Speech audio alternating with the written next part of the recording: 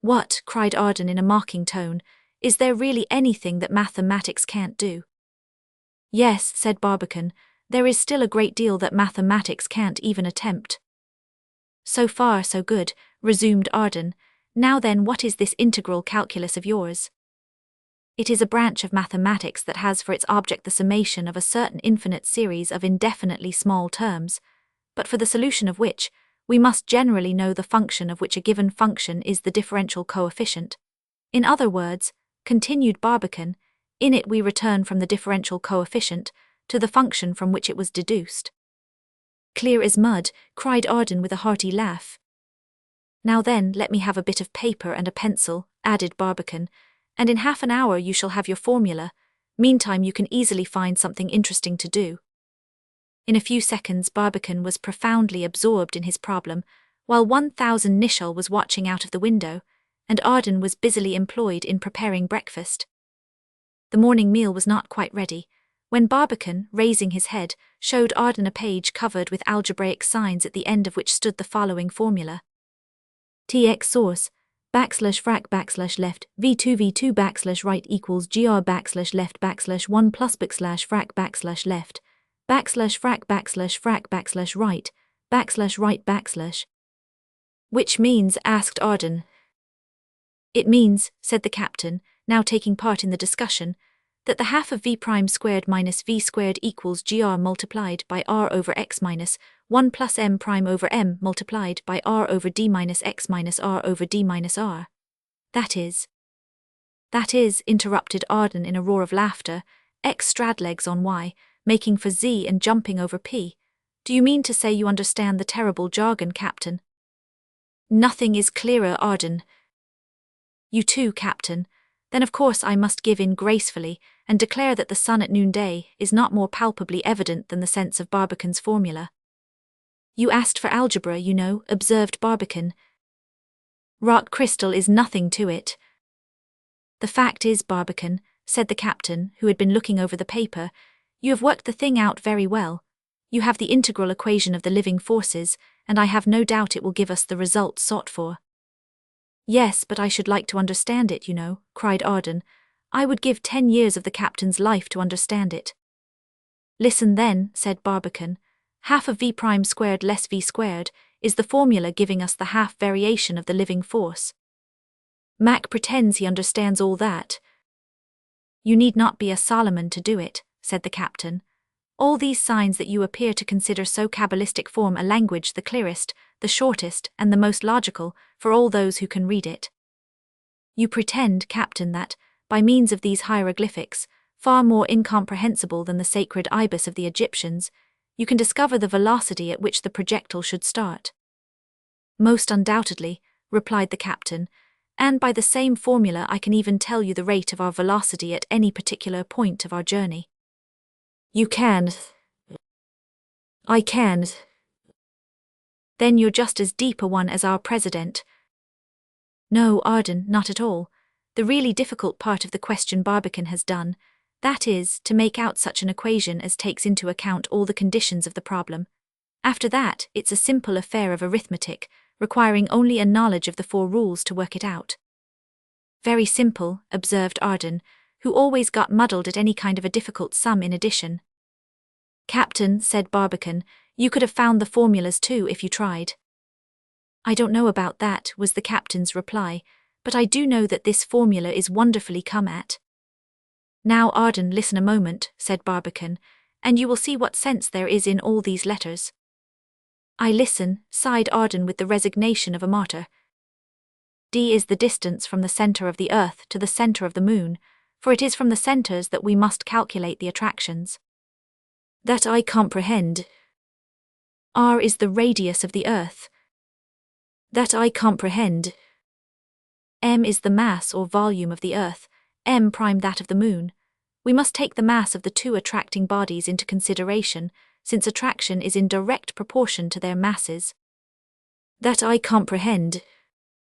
"G is the gravity or the velocity acquired at the end of a second by a body falling towards the center of the earth. Clear?" "That I comprehend." "Now I represent by x the varying distance that separates the projectile from the center of the earth, and by v prime its velocity at that distance. That I comprehend. Finally, v is its velocity when quitting our atmosphere. Yes, chimed in the captain. It is for this point, you see, that the velocity had to be calculated, because we know already that the initial velocity is exactly the 3/2 of the velocity when the projectile quits the atmosphere. That I don't comprehend, cried the Frenchman energetically. It's simple enough, however, said Barbicane. Not so simple as a simpleton, replied the Frenchman. The captain merely means, said Barbicane, that at the instant the projectile quitted the terrestrial atmosphere, it had already lost 1/3 of its initial velocity. So much as 1/3? Yes, by friction against the atmospheric layers. The quicker its motion, the greater resistance it encountered. That of course I admit, but your v squared and your v prime squared rattle in my head like nails in a box. The usual effect of algebra on one who is a stranger to it. To finish you, our next step is to express numerically the value of these several symbols. Now some of them are already known, and some are to be calculated. Hand the latter over to me, said the captain. First, continued Barbicane, r, the Earth's radius, is in the latitude of Florida, about 3921 miles. D, the distance from the center of the Earth to the center of the Moon, is 56 terrestrial radii, which the captain calculates to be. To be, cried 1000 Nicholl, working rapidly with his pencil, 219,572 miles, the moment the Moon is in her perigee, or nearest point to the Earth. Very well, continued Barbicane. Now m prime over m, that is the ratio of the Moon's mass to that of the Earth, is about the 181. G gravity being at Florida about 3214 feet, of course GXR must be, how much, Captain? 38,465 miles, replied 1000 Nicholl. Now then, asked Arden. My head is splitting with it. My head is splitting with it. Now then, replied Barbicane, the expression having numerical values, I am trying to find v, that is to say, the initial velocity which the projectile must possess in order to reach the point where the two attractions neutralize each other. Here the velocity being null, v prime becomes 0, and x, the required distance of this neutral point, must be represented by the 9/10 of d, the distance between the two centers. I have a vague kind of idea that it must be so, said Arden. I shall therefore have the following result, continued Barbicane, figuring up, x being 9/10 of d and v prime being 0, my formula becomes tx source, v2 equals gr backslash left backslash backslash frac backslash left, backslash frac backslash frac backslash right, backslash right backslash. The captain read it off rapidly. Right, that's correct, he cried. You think so? Asked Barbicane. As true as Euclid, exclaimed 1000 Nicholl. Wonderful fellows, murmured the Frenchman, smiling with admiration. You understand now, Arden, don't you? Asked Barbicane. Don't I though? Exclaimed Arden. Why, my head is splitting with it. Therefore, continued Barbicane, tx source, 2v2 equals 2gr backslash left backslash backslash frac backslash left, backslash frac backslash frac backslash right backslash. And now, exclaimed 1000 Nicholl, sharpening his pencil, in order to obtain the velocity of the projectile when leaving the atmosphere, we have only to make a slight calculation. The captain, who before clerking on a Mississippi steamboat had been professor of mathematics in an Indiana university, felt quite at home at the work. He rained figures from his pencil with a velocity that would have made Marston stare. Page after page was filled with his multiplications and divisions, while Barbicane looked quietly on, and Arden impatiently stroked his head and ears to keep down a rising headache. Well, at last asked Barbicane, seeing the captain stop, and throw a somewhat hasty glance over his work. Well, answered 1000 Nicholl slowly but confidently, the calculation is made, I think, correctly, and v, that is, the velocity of the projectile when quitting the atmosphere, sufficient to carry it to the neutral point, should be at least. How much? Asked Barbicane eagerly. Should be at least 11,972 yards the first second. What? Cried Barbicane, jumping off his seat. How much did you say? 11,972 yards the first second it quits the atmosphere. Oh, malediction, cried Barbican with a gesture of terrible despair. What's the matter? Asked Arden, very much surprised. Enough is the matter, answered Barbican excitedly. This velocity having been diminished by a third, our initial velocity should have been at least 17,958 yards the first second, cried 1,000 Nicholl, rapidly flourishing his pencil. But the Cambridge Observatory, having declared that 12,000 yards the first second was sufficient, our projectile started with no greater velocity. Well, asked 1,000 Nicholl. Well, such a velocity will never do. How? Brace, cried the captain and Arden in one voice. We can never reach the neutral point. Thunder and lightning. Fire and fury. We can't get even halfway. Heaven and earth's. Mil nam's done bullet, cried Arden, wildly gesticulating. And we shall fall back to the earth. Oh. They could say no more. This fearful revelation took them like a stroke of apoplexy. Chapter 5. The Colds of Space. How could they imagine that the observatory men had committed such a blunder? Barbican would not believe it possible. He made the captain go over his calculation again and again, but no flaw was to be found in it. He himself carefully examined it, figure after figure, but he could find nothing wrong. They both took up the formula and subjected it to the strongest tests, but it was invulnerable. There was no denying the fact. The Cambridge professors had undoubtedly blundered in saying that an initial velocity of 12,000 yards a second would be enough to carry them to the neutral point. A velocity of nearly 18,000 yards would be the very lowest required for such a purpose. They had simply forgotten to allow a third for friction. The three friends kept profound silence for some time. Breakfast now was the last thing thought of. Barbican, with teeth grating, fingers clutching and eyebrows closely contracting, gazed grimly through the window. The captain, as a last resource, once more examined his calculations, earnestly hoping to find a figure wrong. Arden could neither sit, stand nor lie still for a second, though he tried all three. His silence, of course, did not last long. Ha ha ha, he laughed bitterly. Precious scientific men, villainous old humbugs, the whole set not worth a straw. I hope to gracious, since we must fall, that we shall drop down plumb on Cambridge Observatory, and not leave a single one of the miserable old women, called professors, alive in the premises. A certain expression in Arden's angry exclamation had struck the captain like a shot, and set his temples throbbing violently. Must fall, he exclaimed, starting up suddenly. Let us see about that. It is now 7 o'clock in the morning. We must have, therefore, been at least 32 hours on the road, and more than half of our passage is already made. If we are going to fall at all, we must be falling now. I'm certain we're not, but Barbican, you have to find it out. Barbican caught the idea like lightning, and seizing a compass, he began through the floor window to measure the visual angle of the distant earth. The apparent immobility of the projectile allowed him to do this with great exactness. Then, laying aside the instrument, and wiping off the thick drops of sweat that bedewed his forehead, he began jotting down some figures on a piece of paper. The captain looked on with keen interest. He knew very well that Barbican was calculating their distance from the earth by the apparent measure of the terrestrial diameter, and he eyed him anxiously. Pretty soon his friends saw a colour stealing into Barbican's pale face, and a triumphant light glittering in his eye.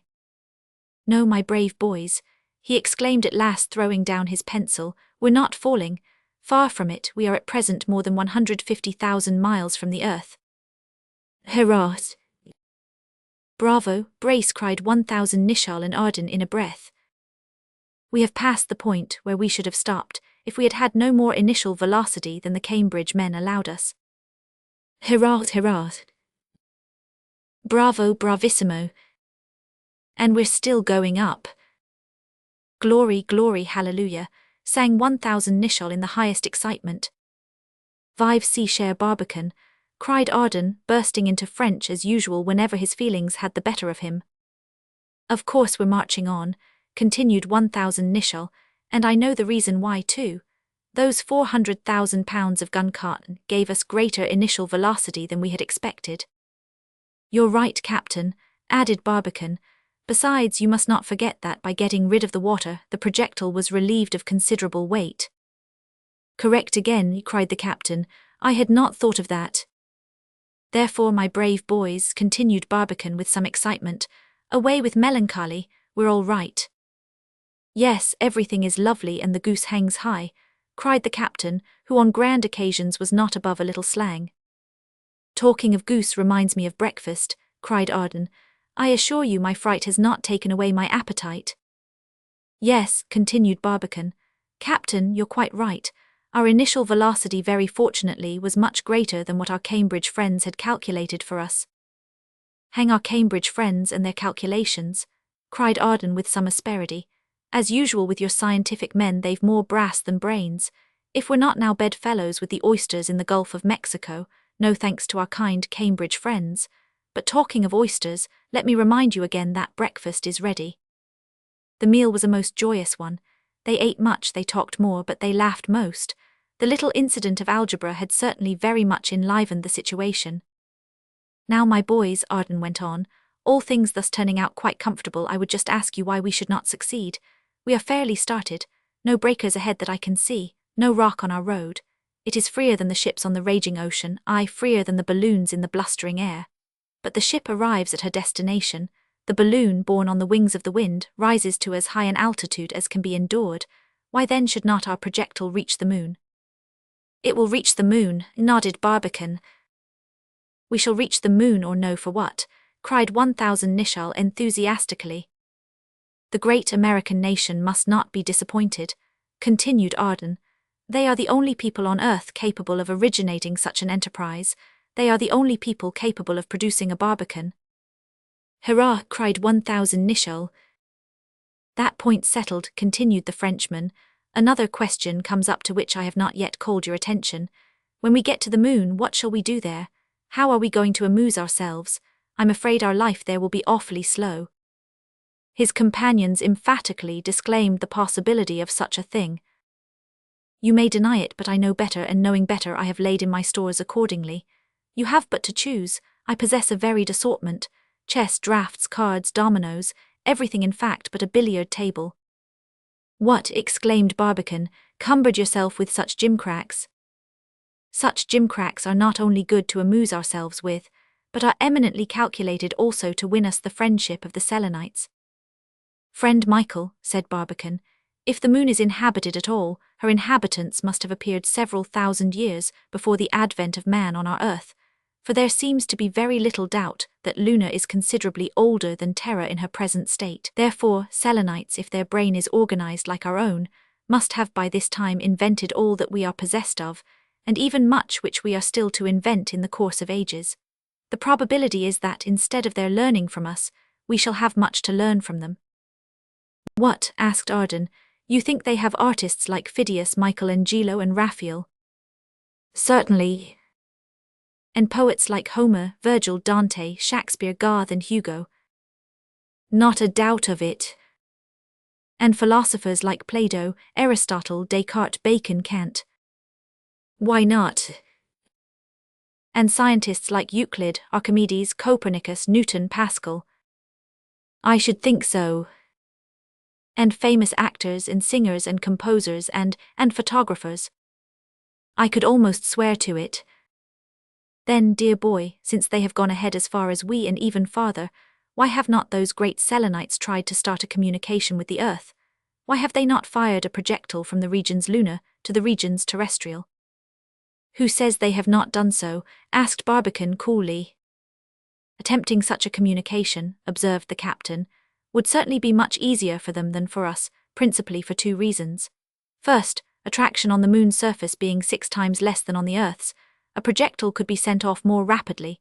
Second, because, as this projectile need be sent only 24 instead of 240,000 miles, they could do it with a quantity of powder 10 times less than what we should require for the same purpose.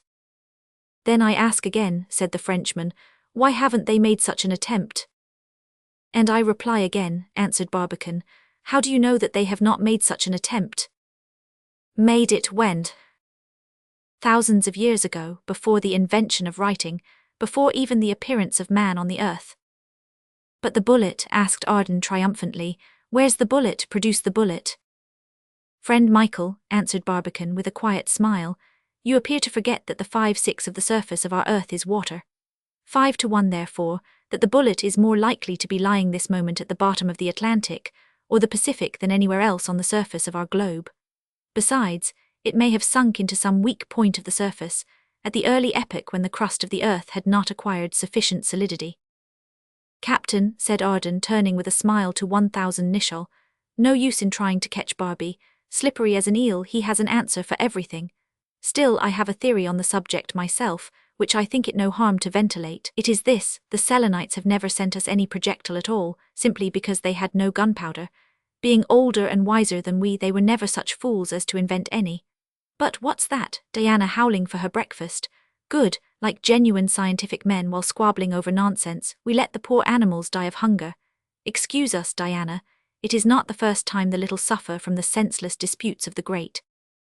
So saying, he laid before the animal a very toothsome pie, and contemplated with evident pleasure her very successful efforts towards its hasty and complete disappearance. Looking at Diana, he went on, makes me almost wish we had made a Noah's Ark of our projectile, by introducing into it a pair of all the domestic animals. Not room enough, observed Barbicane. No doubt, remarked the captain, the ox, the cow, the horse, the goat, all the ruminating animals would be very useful in the lunar continent, but we couldn't turn our projectile into a stable, you know. Still, we might have made room for a pair of poor little donkeys, observed Arden. How I love the poor beasts, fellow feeling, you will say. No doubt, but there really is no animal I pity more. They are the most ill-treated brutes in all creation. They are not only banged during life, they are banged worse after death. Hey, how do you make that out? Asked his companions, surprised. Because we make their skins into drum heads, replied Arden with an air, as if answering a conundrum. Barbicane and 1000 Nicholl could hardly help laughing at the absurd reply of their lively companion, but their hilarity was soon stopped by the expression his face assumed as he bent over Satellite's body, where it lay stretched on the sofa. What's the matter now? Asked Barbicane. Satellite's attack is over, replied Arden. Good, said 1000 Nicholl, misunderstanding him. Yes, I suppose it is good for the poor fellow, observed Arden in melancholy accents. Life with one's skull broken is hardly an enviable possession. Our grand acclimatization project is knocked sky high in more senses than one. There was no doubt of the poor dog's death. The expression of Arden's countenance as he looked at his friends was of a very rueful order. Well, said the practical Barbicane, there's no help for that now. The next thing to be done is to get rid of the body. We can't keep it here with us 48 hours longer. Of course not, replied the captain, nor need we. Our lights, being provided with hinges, can be lifted back. What is to prevent us from opening one of them and flinging the body out through it? The president of the Gun Club reflected a few minutes, then he spoke.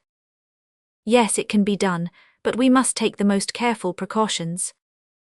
Why so? Asked Arden. For 2 simple reasons, replied Barbicane. The first refers to the air enclosed in the projectile, and of which we must be very careful to lose only the least possible quantity. But as we manufacture air ourselves, objected Arden. We manufacture air only partly, friend Michael, replied Barbicane. We manufacture only oxygen, we can't supply nitrogen. By the by, Arden, won't you watch the apparatus carefully every now and then to see that the oxygen is not generated too freely? Very serious consequences would attend an immoderate supply of oxygen. No, we can't manufacture nitrogen, which is so absolutely necessary for our air, and which might escape readily through the open windows.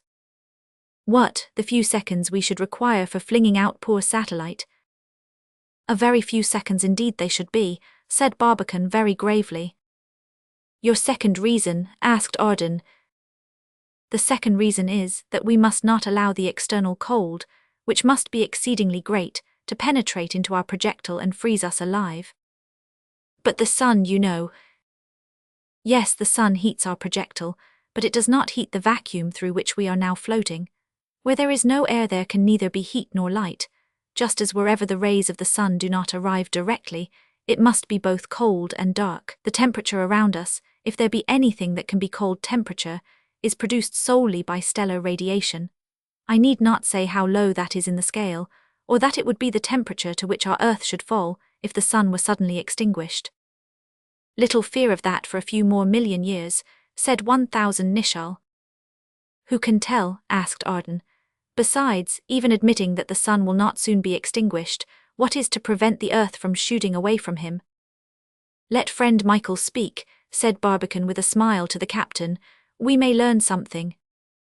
Certainly you may, continued the Frenchman, if you have room for anything new. Were we not struck by a comet's tail in 1861? So it was said, anyhow, observed the captain.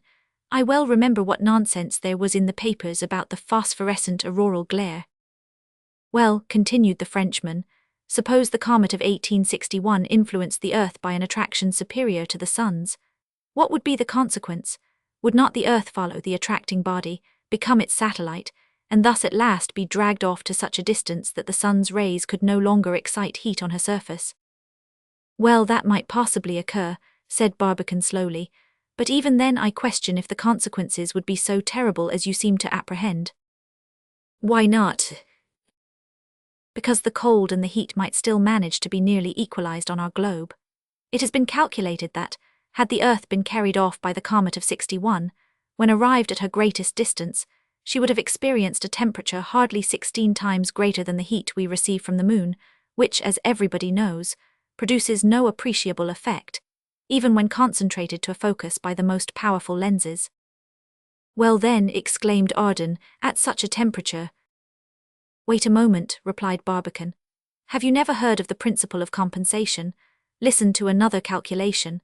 Had the Earth been dragged along with the comet, it has been calculated that at her perihelion, or nearest point to the sun, she would have to endure a heat 28,000 times greater than our mean summer temperature. But this heat, fully capable of turning the rocks into glass and the oceans into vapor, before proceeding to such extremity, must have first formed a thick interposing ring of clouds, and thus considerably modified the excessive temperature. Therefore, between the extreme cold of the aphelion and the excessive heat of the perihelion, by the great law of compensation, it is probable that the mean temperature would be tolerably endurable. At how many degrees is the temperature of the interplanetary space estimated? Asked 1000 Nicholl. Some time ago, replied Barbicane, this temperature was considered to be very low indeed, millions and millions of degrees below zero. But Fourier of Auxerre, a distinguished member of the Académie des Sciences, whose memoirs on the temperature of the planetary spaces appeared about 1827, reduced these figures to considerably diminished proportions. According to his careful estimation, the temperature of space is not much lower than 70 or 80 degrees far below zero. No more? Asked Arden. No more, answered Barbicane, though I must acknowledge we have only his word for it, as the memoir in which he had recorded all the elements of that important determination has been lost somewhere and is no longer to be found. I don't attach the slightest importance to his or to any man's words unless they are sustained by reliable evidence, exclaimed 1000 Nicholl.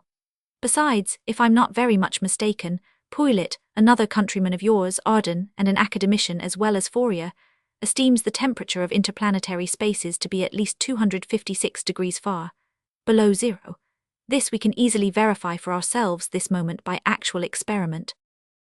Not just now exactly, observed Barbicane, for the solar rays striking our projectile directly would give us a very elevated instead of a very low temperature. But once arrived at the moon during those nights 15 days long, which each of her faces experiences alternately, we shall have plenty of time to make an experiment with every condition in our favor. To be sure, our satellite is at present moving in a vacuum. A vacuum? Asked Arden. A perfect vacuum. Well, a perfect vacuum as far as air is concerned. But is the air replaced by nothing? Oh yes, replied Barbicane, by ether. Ah, ether, and what pray is ether? Ether, friend Michael, is an elastic gas consisting of imponderable atoms, which, as we are told by works on molecular physics, are, in proportion to their size, as far apart as the celestial bodies are from each other in space. This distance is less than the 130,000,000,000,000,000, or the 1/1,000,000,000th of a foot. The vibrations of the molecules of this ether produce the sensations of light and heat by making 430 trillions of undulations per second, each undulation being hardly more than the 1/10 millionth of an inch in width. Trillions per second, 10 millionths of an inch in width, cried Arden. These oscillations have been very neatly counted and ticketed and checked off. Ah, friend Barbicane, continued the Frenchman, shaking his head, these numbers are just tremendous guesses, frightening the ear but revealing nothing to the intelligence. To get ideas, however, we must calculate. No, interrupted Arden, not calculate but compare. A trillion tells you nothing, comparison everything. For instance, you say the volume of Uranus is 76 times greater than the Earth's, Saturn's 900 times greater, Jupiter's 1300 times greater, the Sun's 1300,000 times greater. You may tell me all that till I'm tired hearing it, and I shall still be almost as ignorant as ever. For my part, I prefer to be told one of those simple comparisons that I find in the old almanacs. The Sun is a globe 2 feet in diameter, Jupiter a good-sized orange, Saturn a smaller orange, Neptune a plum, Uranus a good-sized cherry, the Earth a pea, Venus also a pea but somewhat smaller, Mars a large pin's head, Mercury a mustard seed, Juno, Ceres, Vesta, Pallas, and the other asteroids so many grains of sand. Be told something like that, and you have got at least the tail of an idea. This learned burst of Arden's had the natural effect of making his hearers forget what they had been arguing about, and they therefore proceeded at once to dispose of Satellite's body. It was a simple matter enough, no more than to fling it out of the projectile into space, just as the sailors get rid of a dead body by throwing it into the sea. Only in this operation they had to act, as Barbicane recommended, with the utmost care and dispatch, so as to lose as little as possible of the internal air, which by its great elasticity would violently strive to escape. The bolts of the floor light, which was more than a foot in diameter, were carefully unscrewed, while Arden, a good deal affected, prepared to launch his dog's body into space. The glass, worked by a powerful lever which enabled it to overcome the pressure of the enclosed air, turned quickly on its hinges, and poor Satellite was dropped out. The whole operation was so well managed that very little air escaped, and ever afterwards Barbicane employed the same means to rid the projectile of all the litter and other useless matter by which it was occasionally encumbered. The evening of this 3rd of December wore away without further incident. As soon as Barbicane had announced that the projectile was still winging its way, though with retarded velocity, towards the lunar disk, the travellers quietly retired to rest. Poor Satellite was dropped out. Chapter 6. Instructive Conversation. On the 4th of December, the projectile chronometers marked 5 o'clock in the morning, just as the travellers woke up from a pleasant slumber. They had now been 54 hours on their journey. As to lapse of time, they had passed not much more than half of the number of hours during which their trip was to last, but as to lapse of space, they had already accomplished very nearly the 7/10 of their passage. This difference between time and distance was due to the regular retardation of their velocity. They looked at the Earth through the floor light, but it was little more than visible, a black spot drowned in the solar rays. No longer any sign of a crescent, no longer any sign of ashy light. Next day, towards midnight, the Earth was to be new, at the precise moment when the moon was to be full.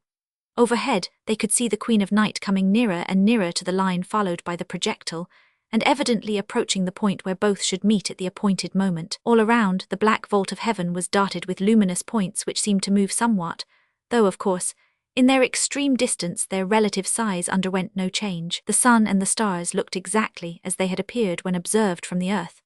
The moon indeed had become considerably enlarged in size, but the travellers' telescopes were still too weak to enable them to make any important observation regarding the nature of her surface, or that might determine her topographical or geological features. Naturally, therefore, the time slipped away in endless conversation. The moon, of course, was the chief topic. Each one contributed his share of peculiar information, or peculiar ignorance as the case might be. Barbicane and 1000 Nicholl always treated the subject gravely, as became learned scientists, but Arden preferred to look on things with the eye of fancy. The projectile, its situation, its direction, the incidents possible to occur, the precautions necessary to take in order to break the fall on the moon's surface, these and many other subjects furnished endless food for constant debate and inexhaustible conjectures. For instance, at breakfast that morning, a question of Arden's regarding the projectile drew from Barbicane an answer curious enough to be reported. "Suppose, on the night that we were shot up from Stony Hill," said Arden, Suppose the projectile had encountered some obstacle powerful enough to stop it. What would be the consequence of the sudden halt? But, replied Barbicane, I don't understand what obstacle it could have met powerful enough to stop it. Suppose some obstacle for the sake of argument, said Arden. Suppose what can't be supposed, replied the matter-of-fact Barbicane. What cannot possibly be supposed, unless indeed the original impulse proved too weak? In that case the velocity would have decreased by degrees, but the projectile itself would not have suddenly stopped. Suppose it had struck against some body in space. What body, for instance? Well, that enormous bolide which we met. Oh, hastily observed the captain, the projectile would have been dashed into 1,000 pieces, and we along with it. Better than that, observed Barbicane, we should have been burned alive. Burned alive, laughed Arden. What a pity we missed so interesting an experiment. How I should have liked to find out how it felt. You would not have much time to record your observations, friend Michael, I assure you, observed Barbicane. The case is plain enough. Heat and motion are convertible terms. What do we mean by heating water? Simply giving increased, in fact, violent motion to its molecules. Well, exclaimed the Frenchman, that's an ingenious theory anyhow. Not only ingenious but correct, my dear friend, for it completely explains all the phenomena of caloric. Heat is nothing but molecular movement, the violent oscillation of the particles of a body. When you apply the brakes to the train stops. But what has become of its motion? It turns into heat and makes the brakes hot. Why do people grease the axles? To hinder them from getting too hot, which they assuredly would become if friction was allowed to obstruct the motion. You understand, don't you? Don't I though? Replied Arden, apparently in earnest. Let me show you how thoroughly. When I have been running hard and long, I feel myself perspiring like a bull and hot as a furnace. Why am I then forced to stop? Simply because my motion has been transformed into heat. Of course I understand all about it. Barbicane smiled a moment at this comical illustration of his theory, and then went on. Accordingly, in case of a collision it would have been all over instantly with our projectile. You have seen what becomes of the bullet that strikes the iron target. It is flattened out of all shape. Sometimes it is even melted into a thin film. Its motion has been turned into heat. Therefore I maintain that if our projectile had struck that bolide, its velocity, suddenly checked, would have given rise to a heat capable of completely volatilizing it in less than a second. Not a doubt of it, said the captain. President, he added after a moment, haven't they calculated what would be the result if the Earth was suddenly brought to a standstill in her journey through her orbit? It has been calculated, answered Barbicane, that in such a case so much heat would be developed as would instantly reduce her to vapor. Exclaimed Arden, a remarkably simple way for putting an end to the world. And supposing the Earth to fall into the sun, asked the captain. Such a fall, answered Barbicane, according to the calculations of Tyndall and Thomson, would develop an amount of heat equal to that produced by 1,600 globes of burning coal, each globe equal in size to the Earth itself. Furthermore, such a fall would supply the sun with at least as much heat as he expends in 100 years. 100 years? Good, nothing like accuracy, cried Arden. Such infallible calculators as Messrs. Tyndall and Thomson I can easily excuse for any airs they may give themselves. They must be of an order much higher than that of ordinary mortals like us. I would not answer myself for the accuracy of such intricate problems, quietly observed Barbicane, but there is no doubt whatever regarding one fact. Motion suddenly interrupted always develops heat, and this has given rise to another theory regarding the maintenance of the sun's temperature at a constant point. An incessant rain of bolides falling on his surface compensates sufficiently for the heat that he is continually giving forth. It has been calculated. Good Lord deliver us, cried Arden, putting his hands to his ears. Here comes Tyndall and Thomson again. It has been calculated, continued Barbicane, not heeding the interruption, that the shock of every bolide drawn to the sun's surface by gravity must produce there an amount of heat equal to that of the combustion of 4,000 blocks of coal, each the same size as the falling bolide. I'll wager another cent that our bold savants calculated the heat of the sun himself, cried Arden, with an incredulous laugh. That is precisely what they have done, answered Barbicane, referring to his memorandum book. The heat emitted by the sun, he continued, is exactly that which would be produced by the combustion of a layer of coal enveloping the sun's surface, like an atmosphere, 17 miles in thickness. Well done, and such heat would be capable of melting in an hour a stratum of ice 2,400 feet thick, or, according to another calculation, of raising a globe of ice-cold water, 3 times the size of our Earth, to the boiling point in an hour. Why not calculate the exact fraction of a second it would take to cook a couple of eggs? Laughed Arden. I should as soon believe in one calculation as in the other. But, by the by, why does not such extreme heat cook us all up like so many beefsteaks? For 2 very good and sufficient reasons, answered Barbicane. In the first place, the terrestrial atmosphere absorbs the 4/10 of the solar heat. In the second, the quantity of solar heat intercepted by the Earth is only about the 2 billionth part of all that is radiated. How fortunate to have such a handy thing as an atmosphere around us, cried the Frenchman. It not only enables us to breathe, but it actually keeps us from sizzling up like griscons. Yes, said the captain, but unfortunately we can't say so much for the moon. Oh pshaw, cried Arden, always full of confidence. It's all right there too. The moon is either inhabited or she is not. If she is, the inhabitants must breathe. If she is not, there must be oxygen enough left for we, us and co., even if we should have to go after it to the bottom of the ravines where, by its gravity, it must have accumulated. So much the better, we shall not have to climb those thundering mountains. So saying, he jumped up and began to gaze with considerable interest on the lunar disk, which just then was glittering with dazzling brightness. By Jove, he exclaimed at length, it must be pretty hot up there. I should think so, observed the captain, especially when you remember that the day up there lasts 360 hours.